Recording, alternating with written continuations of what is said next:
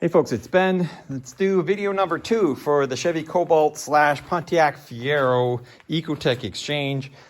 At this point, we're still buried in the wire stealing, and we're not even that far along here, but it's a couple days, so I figured I'd throw a unit out there. So we've removed all of their rear harness. The rear bumper is held on with just rivets and the holes and stuff. So yeah, right here's one.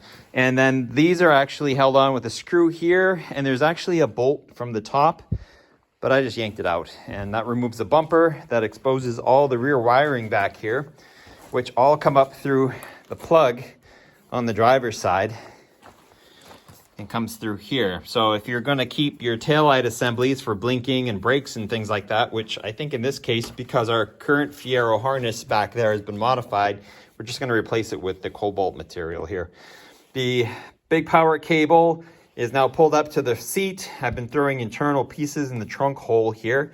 We did pull the antenna out. So here's a speaker that's come out. We have our wiring harness coming down. There's our antenna lead. I haven't labeled these yet because I kind of stopped mid-path. Let me get my light here. The rear seat is a pain, and let me tell you how or why. Is that you've got these clips here, and usually you'd push the seat down and up and out, but they're in there hard. So I actually lifted the back up and out, and that exposed this to slide forward and come out. So it's actually easier to pull the back up from this bar than it was to mess around with the front. That took a while to figure out. And then, cool option I didn't know about. Check this out. See this little lever here? I didn't even notice it.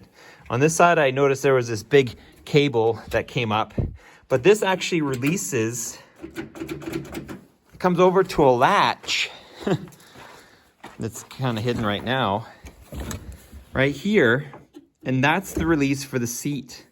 Because I knew that it was carpeted on the back of the seat. This is actually goes way up top there, but that's the cover that's usually there. It releases the seat that you can then lay it down and have cargo pass through. I was like, where does this thing release? Well, come to find out, it's the trunk. Of course, the other side, it was broken. So I had to cut it to get the cable so I could yank it and get the other side down.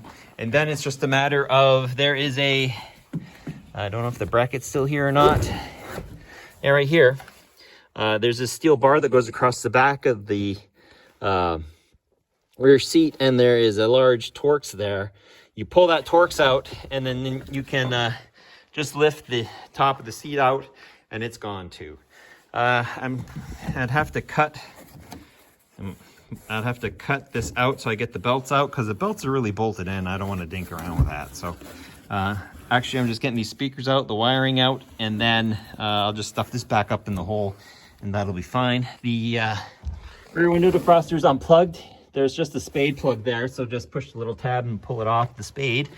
And then, of course, there's more wiring here.